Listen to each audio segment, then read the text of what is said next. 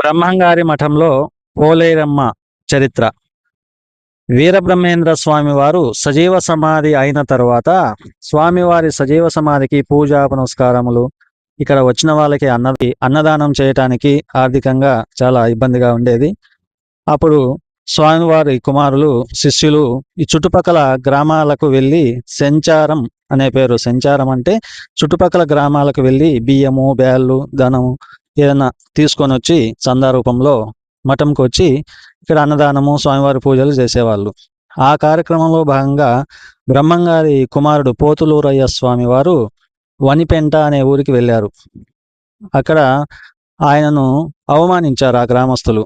ఎలా అంటే, మీ నాన్నగారు చనిపోయారు, మీరు మీ అమ్మగారు గాజు పూసలు బొట్టు తీయకుండా మన హిందూ సాంప్రదాయాన్ని గౌరవించకుండా ఆచారం పాటించలేదు, మీకు మేము ఏమి ఇవ్వము అని చెప్పి అవమానించి వెనక్కి పంపించారు.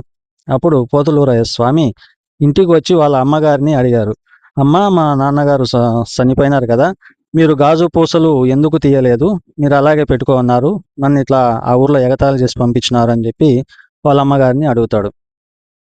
అప్పుడు బ్రహ్మంగారి భార్య గోవిందమ్మ గారు ఆ పోతులూరయ్య స్వామికి చెప్తుంది ఈ విధంగా, మీ నాన్నగారు చనిపోలేదు నాయన, ఆయన సజీవ సమాధిలో ఉన్నారు, ఎప్పుడు తపస్సు చేసుకుంటూనే ఉంటారు, ఆయనకు మరణం లేదు, నాకు చెప్పారు సజీవ సమాధి లోపలికి వెళ్ళేటప్పుడు గాజు పూసలు ఏమి తీయద్దు, నిత్య సుమంగలిగా ఇలాగే ఉండమని చెప్పి చెప్పారు అని చెప్పి పోతులూరయ్య స్వామికి గోవిందమ్మ గారు చెప్తారు.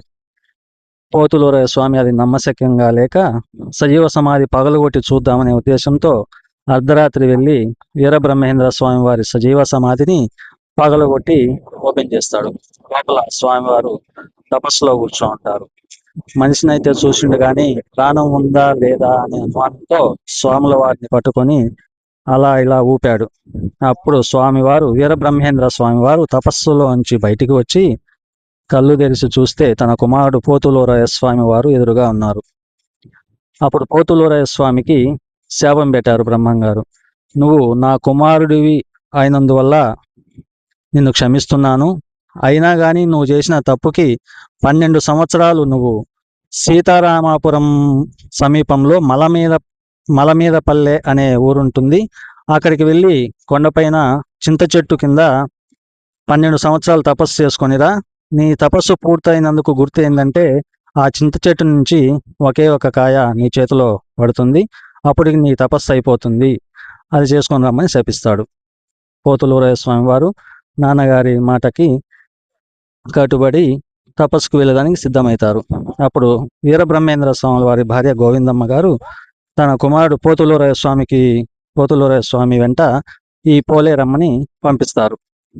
అండగా రక్షణ కోసమని అమ్మవారిని వెంట పంపిస్తారు.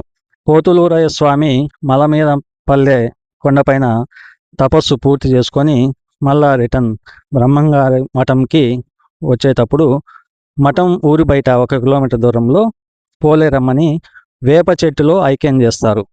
పోలేరమ్మ, నువ్వు ఊర్లోకి పనికిరాదు, నువ్వు ఇక్కడే ఊరి బయట ఉండి గ్రామస్తులని, గ్రామాన్ని రక్షిస్తూ ఉండాలి అని చెప్పి అమ్మవారిని వేప చెట్టులో ఐక్యం చేస్తారు పోతులూరయ్య స్వామి. తర్వాత విగ్రహాన్ని ప్రతిష్ఠించారు. ఆమె ఈ పోలేరమ్మ.